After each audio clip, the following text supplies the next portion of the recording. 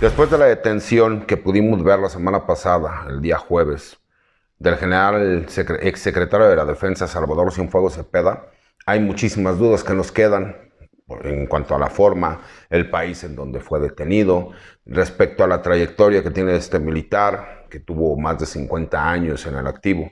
Pero la pregunta importante es, ahora que vemos a tantos especialistas que hablan sobre el tema y que no ubican, ¿no? Y que estamos hablando de que hay tantas teorías conspirativas, que si es una guerra entre los de infantería y los de caballería, que si hay un rompimiento en la cúpula de la Secretaría de la Defensa Nacional, que si el presidente de la República lo ordenó, que si al contrario lo están haciendo sus detractores para tratar de atacarlo.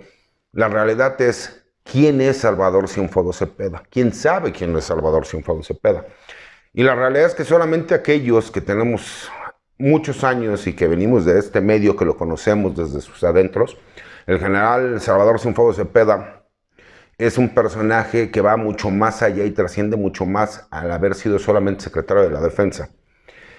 Es una persona que le tocó ser comandante de absolutamente todo lo que pueda haber en el ejército. Fue comandante de sección, fue comandante de compañía, fue comandante de batallón, fue comandante de zona, fue comandante de región, estuvo en la plana mayor de la Secretaría de la Defensa Nacional, fue oficial mayor, fue comandante del cuerpo de cadetes, fue director del Heroico Colegio Militar.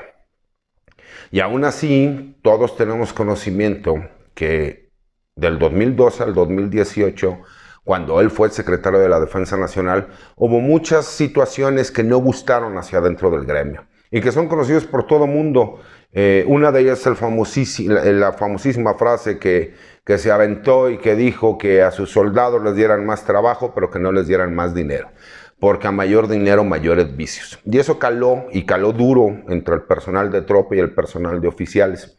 Era exageradamente reglamentario, todo el mundo lo sabe. En su sexenio fue cuando más militares fueron procesados y sentenciados, porque él decía que cualquier persona que anduviera en malos pasos tenía que pagar las consecuencias de sus actos, y asimismo que si hacían mal el trabajo, pues era responsabilidad de ellos. Lo vimos también pedir disculpas públicas después de que se dio a conocer un video en donde se veía un elemento de la Policía Federal y a otro elemento del Ejército, en donde estaban ahí realmente torturando a una persona. Eso caló también adentro del gremio militar. Le tocó, por supuesto, la desaparición de los 43 normalistas de Ayotzinapa, y le tocó, por supuesto, el caso Tlatlaya en el Estado de México. Fue duramente criticado porque no permitió que a los soldados se les hicieran investigaciones que fueran más allá del marco legal que las leyes militares permitían. Pero también hay un sinnúmero, ¿no?, de cosas y de hechos de carácter fraudulento que se conocen en todo el gremio. Y uno de esos es, y es más que notorio, que cada 3 o 4 meses están pintando casi todas las instalaciones militares, por el simple y sencillo hecho de que el señor tenía la orden de que cada 3 o 4 meses se tenía que comprar pintura a nivel nacional para pintar todas las instalaciones militares. Lo curioso es que era pintura de la marca Comex, y tenía que ser la marca Comex forzosamente, con todo y que existían en la misma Secretaría de la Defensa fábricas para pinturas. Mejor se cerraron, ¿no?, por parte de la Sedena, esas fábricas, porque la instrucción era muy clara. Todos conocemos también el hecho de que el famoso Tamaulipaso, ¿no?, donde se mandaba a personal militar a realizar funciones de apoyo a la seguridad pública en el estado de Tamaulipas, y también fue en el estado de Durango, y en el estado de Sonora, y en el estado de Jalisco, y en muchísimos estados de la República, pero se le cobraba a los estados el movimiento de tropas. Esos movimientos de tropas que no estaban presupuestados, los manejaba de forma discrecional la Secretaría de la Defensa Nacional, y no había ningún tipo de auditoría, ni nadie podía mencionar o decir absolutamente nada. Asimismo, y también es muy conocido, que todos los saberes que tenían que entregarse y que ya venían presupuestados del personal que se encontraba procesado, pues obviamente no había tampoco ningún control. A nosotros nos tuvimos que aventar más de 2 años con un oficial del ejército que salió absuelto, pero que no le querían pagar algunos de los beneficios que le correspondían, que porque decían que ya se había ejercido ese presupuesto. Y después de 2 años de estar peleando, nos terminaron respondiendo que lo que pasa es que ese dinero se había utilizado para la construcción de unidades habitacionales militares por el personal de tropa, lo cual es muy loable, pero que no tenía que ver absolutamente nada con el presupuesto que venía etiquetado, que era el del sueldo del personal militar.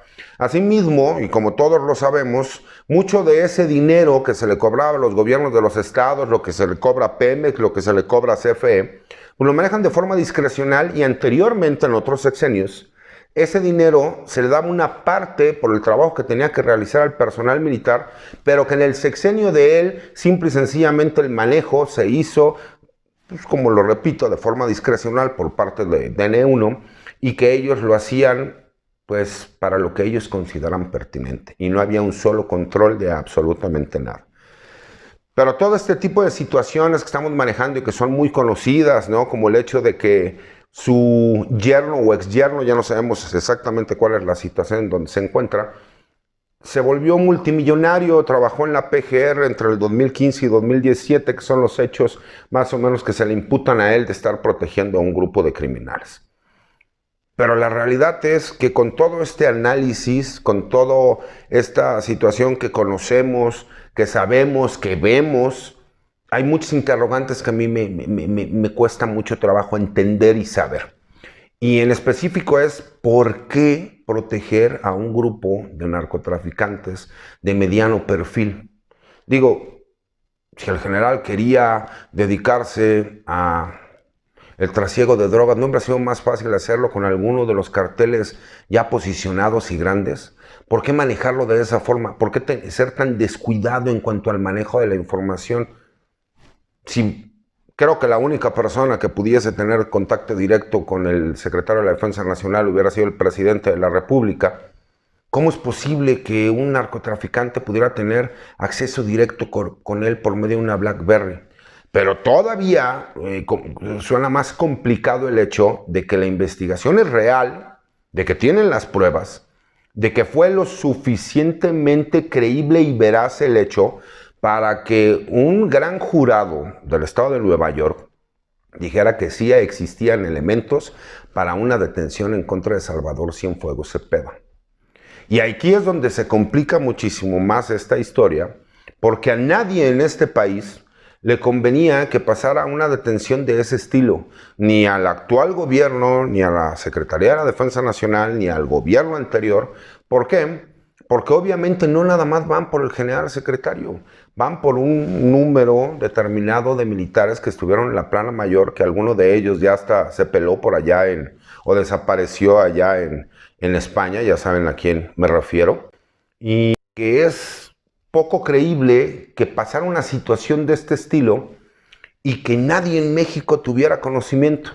Yo el día martes de la semana pasada publico mi columna en La Silla Rota y otra en Campo Marte, en donde mencionaba y fui muy enfático que tenía conocimiento de que venía la detención de un exsecretario de la Defensa Nacional. No podía decir el nombre abiertamente porque incurriría en una responsabilidad por ser una investigación abierta y que todavía no se ejecutaba la orden de aprehensión. Pero si yo, que soy un mortal, un ser humano X, tuve conocimiento, ¿creen ustedes que alguien más de mayor injerencia en este país, que tenga que ver con la inteligencia militar o con la inteligencia de la seguridad nacional, no tuvo conocimiento? El presidente nos menciona que 15 días antes la embajadora de México en los Estados Unidos le mencionó que había una investigación en contra del general, pero que lo desconocían. También es importante ver los tiempos, son tiempos políticos. También es importante saber que el general Cienfuegos es el militar más condecorado en la historia de este país, tanto a nivel nacional como a nivel internacional. Que por supuesto que dentro del gremio conocíamos y sabíamos que había muchas cosas raras y que manejaba el presupuesto de la Secretaría de la Defensa como si fuera personal, es cierto. Que también sabemos que pertenecía a la cofradía del poder, que ha tenido el control en los últimos 4 sexenios antes del general Luis Crescencio Sandoval en este país, también es cierto y lo sabíamos, y que viene de esa cofradía del poder el general Enrique Cervantes Aguirre desde los tiempos de Zedillo, y que manejaban la Secretaría de la Defensa Nacional a su antojo y que podían hacer lo que ellos quisieran, nada más se turnaban, ¿no?, los puestos de la plana mayor de la Sedena, siempre con la encomienda de cuidarse unos a otros. ¿Qué es lo que pasó? ¿Qué es lo que veremos más adelante? La realidad es que dudo mucho que un general de división en este país quisiera ponerse a trabajar para un grupo de delincuentes. Porque si hubiera sido el caso del general Cienfuegos, hubiera sido más fácil utilizar la misma estructura de la Secretaría de la Defensa para hacerlo. Y si ya vas a estar cometiendo malandronadas, pues te pones a hacerlas de forma personal. El problema es que de acuerdo a la imputación que se le está haciendo, él al ser el padrino era que decía cómo se iban a llevar las cosas.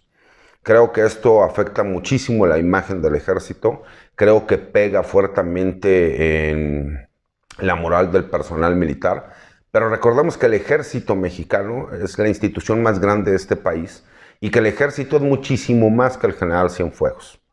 Quiero expresar mi solidaridad para la familia del general, porque yo sé lo que es vivir una situación de este estilo y que de repente empiezas a recibir ataques infundados cuando la familia pudo haber recibido algún beneficio sin darse cuenta, pero ellos no son los responsables de lo que lo están imputando. Y sin violentar la presunción de inocencia del general, creo que una acusación de este estilo va a manchar la imagen del ejército y de comprobarse de ser cierto, estaríamos hablando de un daño peor que lo que pasó en México 68. Obviamente esa solidaridad para su familia no va para su yerno, porque obviamente él ya está siendo investigado porque utilizó toda la influencia que tenía su suegro para hacer negocios muy jugosos. Y todos en el gremio lo sabemos. Yo soy el licenciado César Gutiérrez Priego y esta es mi columna. Buenas tardes.